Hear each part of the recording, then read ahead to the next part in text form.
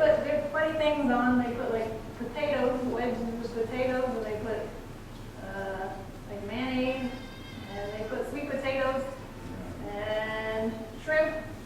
There's shrimp here and there's shrimp here, and all kinds of stuff.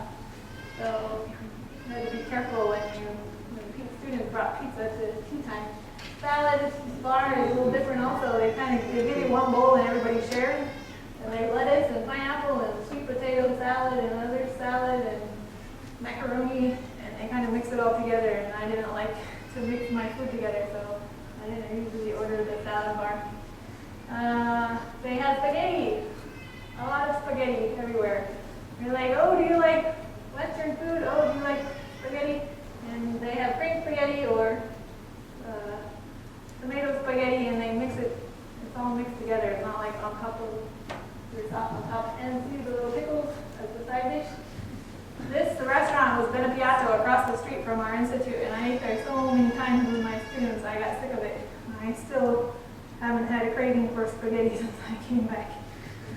They have a lot of bakeries all over the place, and they have all kinds of interesting food. And you also have to watch out their meat in there too. But they make all kinds of creative things. Bakeries are very elegant looking, but they don't bake at home. They usually don't have ovens at home. They have a bakery on every street corner. And cakes, I always thought their cakes were very beautiful, and they're less sweet than the cakes here, so I like them better. I don't really like cake, but the students would bring it. They also have supermarkets that are kind of like food and everything else together, like a super center. This one is E-Mart, the E-Mart. And there's a Hyundai department store like a mall. They have a lot of modern stores like that. And they have McDonald's, of course, everywhere. And Lotteria. Is Lotteria? You have Lotteria in America? No. It's like Burger King. I thought it was a lottery place when I went there. And they have, Dunkin' Donuts and Baskin Robbins everywhere too. And this place is a little taco place that was in Hyundai. It was my favorite place in Korea to eat Western food. This is the size of it. So you sit here on the counter, on the other side the guy makes it. And they made the best burritos there. I really miss Mexican food. And we found this place after about 8 months in Korea, and I thought I was gone to heaven. But you can see the Spanish, it says Taco El Pueblo. You should say Taco El Pueblo, but anyway, DJ and I ate there, and the other teachers quite a bit. And you had to travel like an hour or more than an hour to get there to eat my burrito. Some famous places in Korea. Korea has a lot of famous places.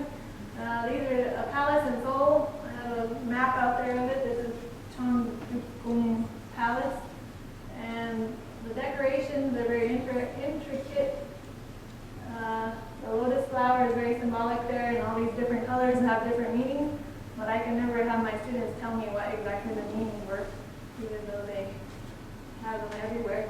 And basically, all the palaces that I saw had all the same decorations, so in the pictures it kind of looks all the same.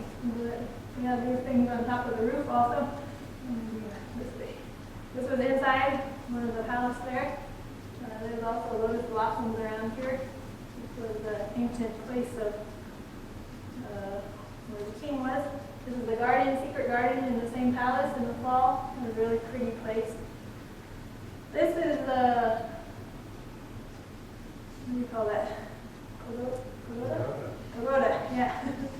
This was built in the 1400s, before Christopher Columbus ever sailed the ocean blue. When I saw that, I was like, wow, this country has a much longer history than America. So, amazing to be that old. This is another palace in Seoul, and another palace, same palace. Behind this place, back in there in the bushes somewhere, is the Blue House, where the president lives. We have the White House, they have the Blue House. Yeah, I took a picture of it, but I don't have it on here. This is Namsan Tower in Seoul, and it's a famous place to go. You can go up to the top and look around the city. This is the DMZ, Militarized Zone. And I went there in the winter this last year, and it was really cold in December. And this is looking across into North Korea. My Zoom, you had to stand behind a certain line to take pictures, but I could zoom in and I got a picture of the North Korean flag. You see the soldier is here patrolling.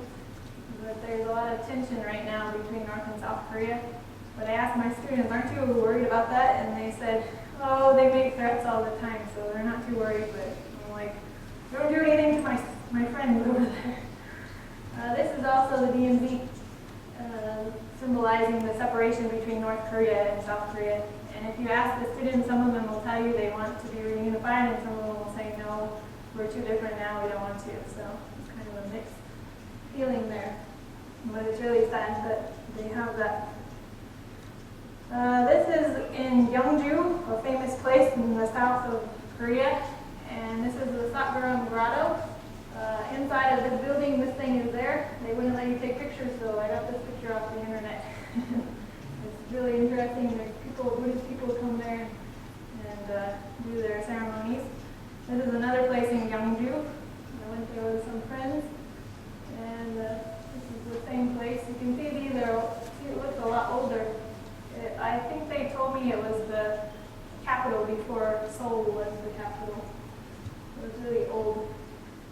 This is, I zoomed in also, there's Buddhist people that come there to bow to their statues.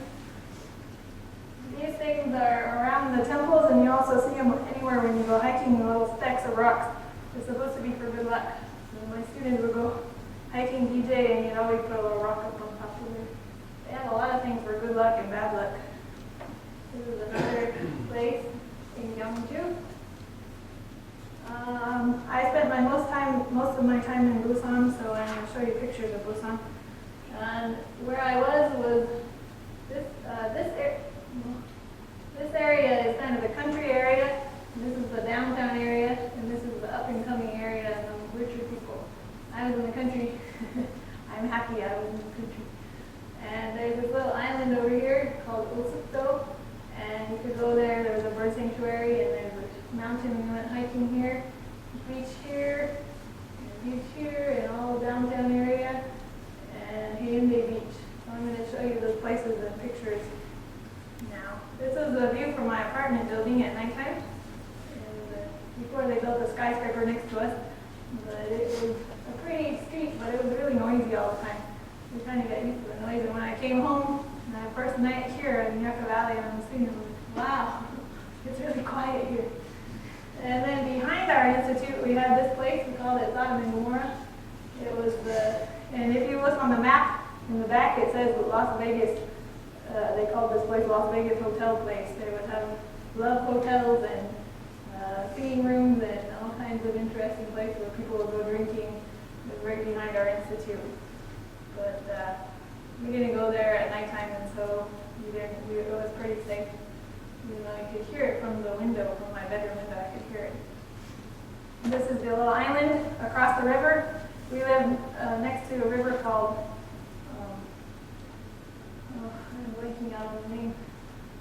But this was across the river, and we came across this bridge, and there's a bird sanctuary, and it was a nice place to get out of the city. It was the Nakdam River. This is a view from the end of the bird sanctuary in the summertime. It was really pretty, and you could see birds of any kind of mallard ducks or Canadian geese. Well, I don't know if they're Canadian. Maybe they're North Korean geese. They came there, and also swans, so it was a nice place to go. And this is from the island, looking across the river. We live about right here, on the other side of there. And this mountain is called Sunok Mountain, Sunok-san, and I climbed it many times with DJ. Had a nice view from the top of that mountain, and this is the view, and this is the island down there. So, this is also, they had this campus grass stuff that grew in the fall. This is called Darepo Beach. Darepo Beach was closest to us, and it was pretty big. My students always said it was a dirty beach. It was where the river met the beach, and they had a lot of silt there, but I liked it. This is the same beach. This is Sangdo Beach. In the springtime, there's cherry blossoms there. Notice there's not a lot of people there. This is the same beach in the summertime. They have a certain time when you can go swimming, and everybody goes, and they bring all these umbrellas, and it's absolutely packed. I hated going there in the summertime. And from the beach, there's these little fake whales. I put a picture on my